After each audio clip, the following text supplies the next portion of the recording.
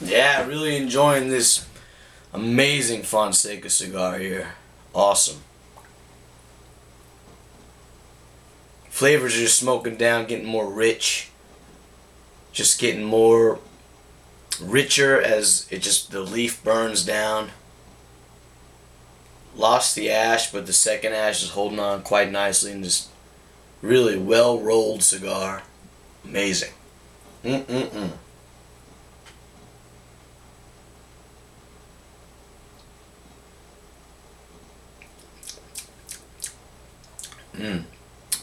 Yeah, sweet hay. The smell of the smoke that's wafting from the cigar kind of reminds me of when I was in Kentucky, in the tobacco fields and the barns over there. There's like this in tobacco where the barns where the tobacco is stored in Kentucky. It's just there's a specific smell that lingers in that barn even after the tobacco is gone, and it lingers there for years. And there's just this barny smell, and I get a lot of that in some cigars.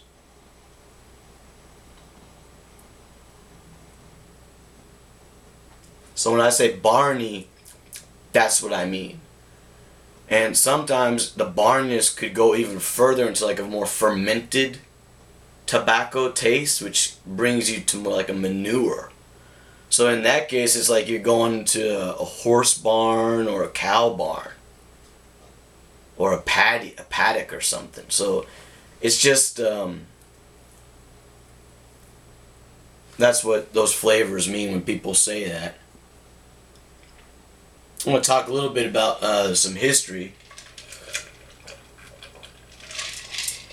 of cigars. It's just some funny stories, you know. So Christopher Columbus came to and landed in Cuba, I believe. I think that's where he went, or somewhere in the Caribbean. And they went inland, and they met these Indians that they wrote down in their journal.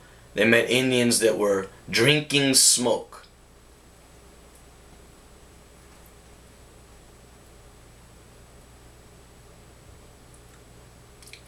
Which was shocking to the Europeans. I mean, they've never seen anything like that in their whole fucking life. So they're just like, what in the fuck? And the cigars that these Indians would roll were these big globular tubes of rolled tobacco that they would grow. And they would wrap it in a big ass banana leaf and dip it into the salt water of the sea and dry it and then smoke it. So they were smoking these huge fucking things. They were called muskets. And they were saying cohiba tobacco. I guess some tribes in the Caribe, I think that cohiba means tobacco in their language. Maybe the indigenous tribe of Cuba. I don't know. But anyways, it's so interesting just to imagine being there when that was going down and seeing, you know, these Europeans like, whoa, these huge things that these Indians were smoking. They used to smoke them because they believed that when they smoked these big ass things, these cigars, these muskets, that they would get more powerful. So it was like a tradition among the Indians of honor and power to smoke these cigars. It's a very special deal over there. And the Spanish, you know, brought a little bit back. This is like, you know, you're talking about the 1500s and shit. So the Spanish, the English brought some back, tobacco. And there's a story, it's an interesting story about Sir Walter Raleigh. He presented tobacco as a gift to the court, to the English court. And he had cigars.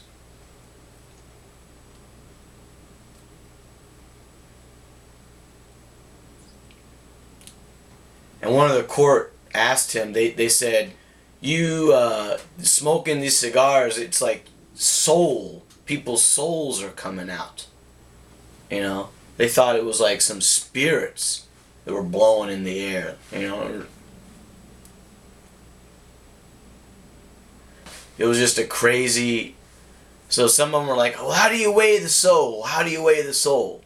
How do you measure the weight of a soul? You know, how the goodness was, the balance of scales, all that." And then that came into like, well, how do you measure the smoke of a cigar? And so it was proposed. The question was proposed: how do you measure the smoke that the cigar puts off? The weight of it.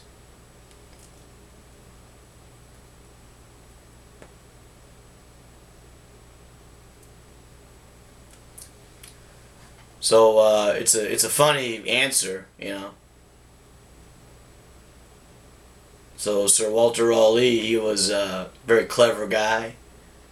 So what he did was he took a fresh cigar and he weighed it, and then he smoked the cigar, constantly dipping the ash into the weigh tray, and he smoked it all the way down to the ash and butt.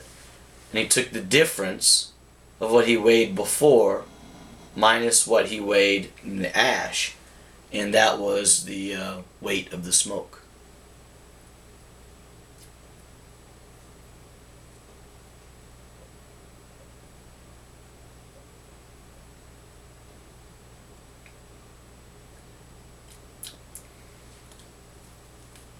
Kind of a funny story, I guess, you know. And 1700s came around and everybody loved smoking cigars, and it became the death penalty to smoke cigars. You know, so times were tough back then. Very different. Dead Bankers, a Dead Wanker, who's a good guy. He's been around a long time. I really appreciate everything this guy always comments. I mean, it's really awesome to have this dude on here. He knows his shit. He's been smoking cigars forever, and he's just gives me a lot of good information with his comments. So appreciate that, you know. And he says here, Vegas Urbana Clásicos are a bomb ass Lonsdale too. That's a nice box of 898s you have there. Yeah, I mean, I totally agree with you, man. Those Classicos, I love those Lonsdales, but I think they're also discontinued because you can't get them anywhere, you know. I mean, if you know what place to get them things, I mean, I'd probably go up as high as $300 a box, maybe $350, but it depends on the year, of course, but, you know. Yeah, it's a bummer. I think a lot of my favorite Vitolas are getting canceled, so I'm buying them up as much as I can. I'm thinking about buying a box of Monte Cristo number ones, you know.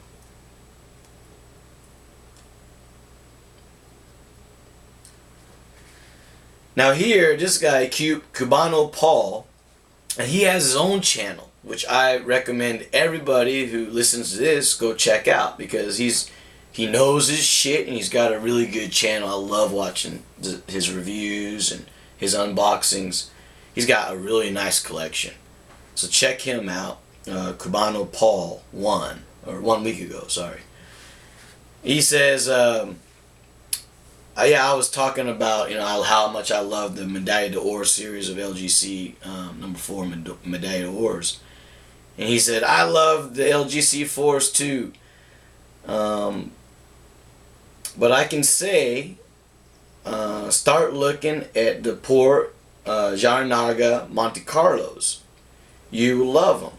Yeah, cool deal, man. Thanks. They are sweet and oaty, or graham crackery, as you say. Absolutely amazing smokes, and cheap too. And they are. They're so cheap. I was shocked at the prices, man. Wow.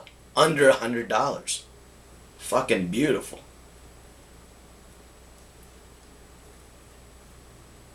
So yeah, they're slim Panatellas, just like those Medalla d'Ors, and And I will be ordering a box and check those out. I really appreciate the advice. That's fucking amazing. That's awesome.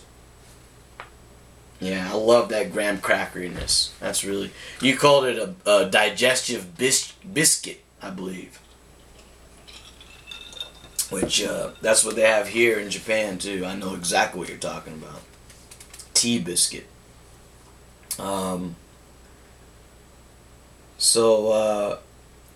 Gooch Grabbert says, great stock, love the reviews, keep up the good work. Thanks, man. Yeah. Gooch Grabbert 007. Yeah. Thanks, man. I really appreciate that. I mean, I'm just doing my best, you know, just so I can get the word out and inform a community of people, you know.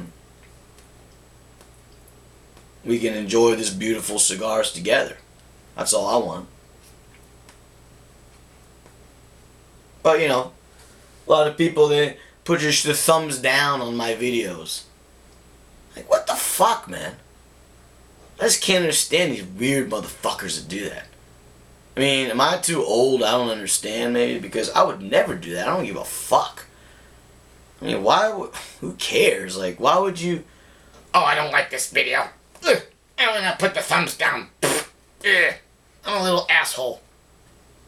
The fuck, man? If you don't like what I'm saying, then tell me, like, how to improve.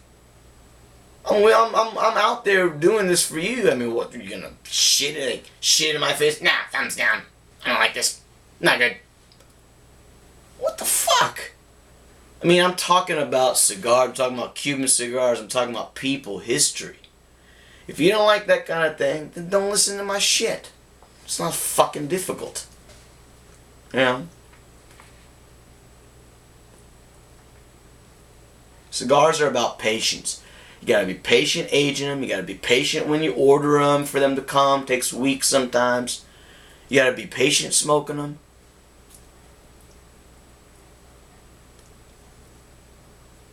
If you don't have the patience, man, maybe you should not be interested in cigars.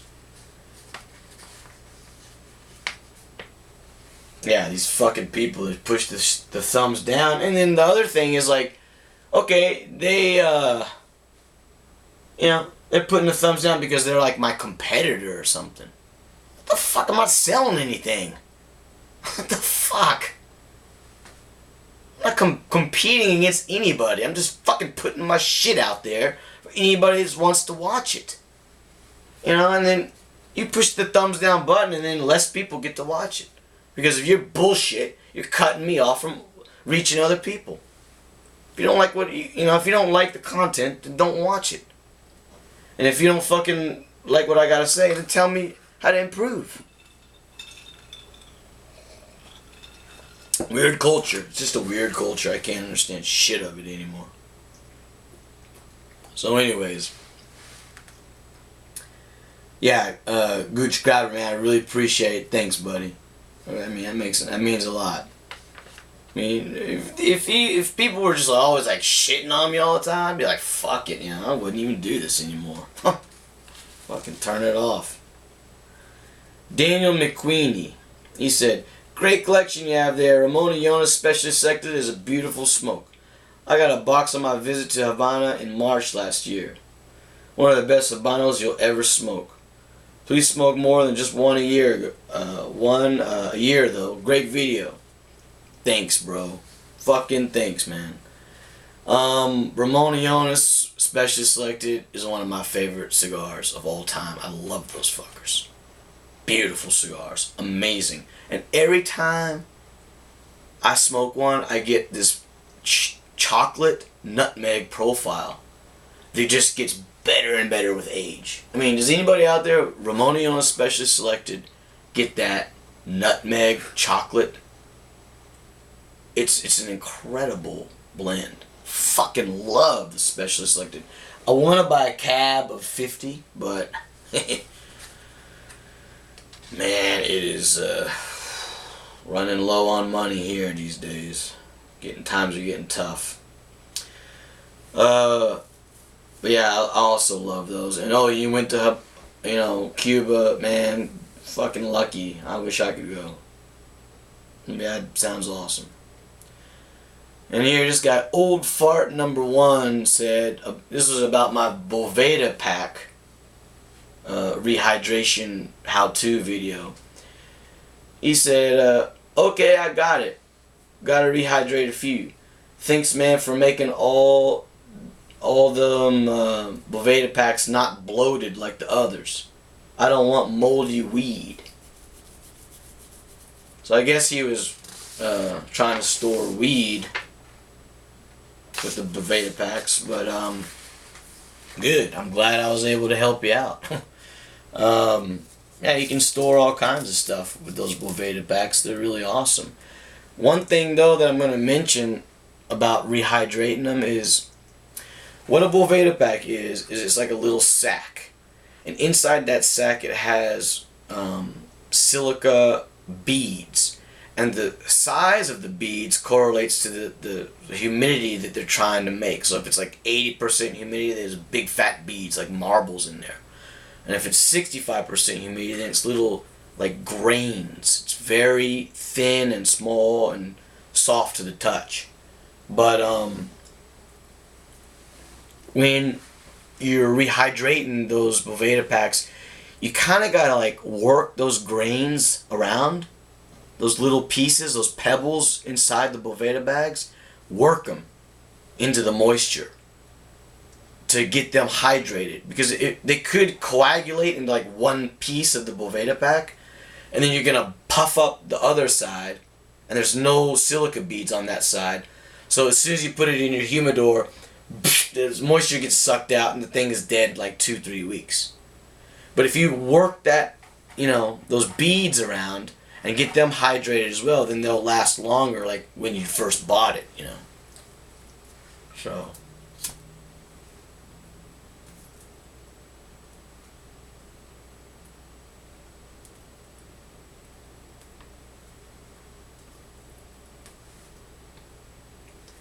when you relight a cigar, the key is just to relight the ring of the cigar, the wrapper. The wrapper needs to be lit first when you relight a cigar. Otherwise, you could encourage tunneling. So, continue with a few more of these awesome viewer comments.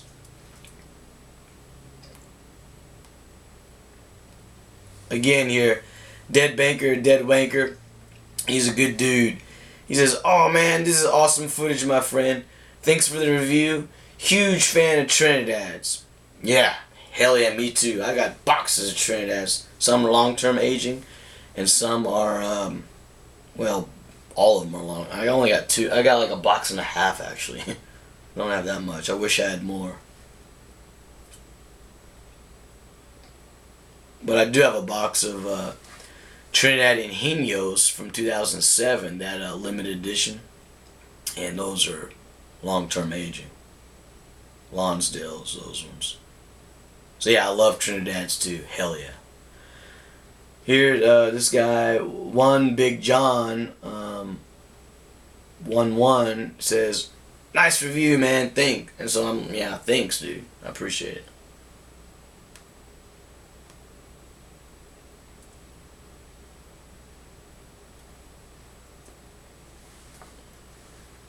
This guy, Crosby's Corner, he says, my brother, it's nice to see videos like this. I have not had the pleasure to smoke such a wonderful cigar. I give you a lot of respect, brother. Great job on landing these Cubans, and I appreciate you sharing this review. Sack up some of that smell and send it to me. Laugh out loud. Well done, brother. Wow, thanks, man. Sounds like somebody from California or something. Man, I hope you can get some of them cigars, and try them out for yourself, dude. Because Cuban cigars are badass.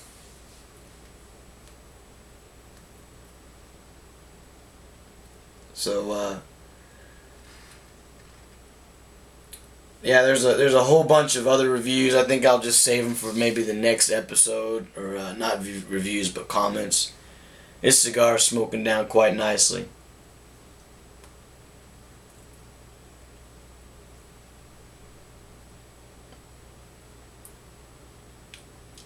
Still nice through the nose. Sweet. It's picking up a vegetal component. This cigar is about 5 years old. It was stored in this little washi Japanese tissue paper for the whole time. I mean, each cigar comes wrapped in those things, so it's pretty badass. Yeah, to be honest, I ordered a box of these from 2014, and they're on the way right now. A box of Fonseca #1s I ordered. I found a site, Cigars of Habanos, carries vintage boxes of Fonseca #1. So if you want one, go on there and check it out. I haven't received the box yet. It's coming from Switzerland, not from Hong Kong. Switzerland. So,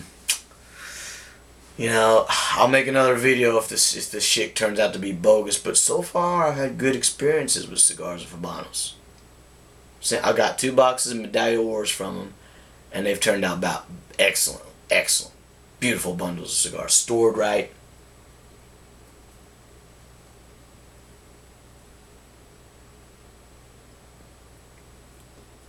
So,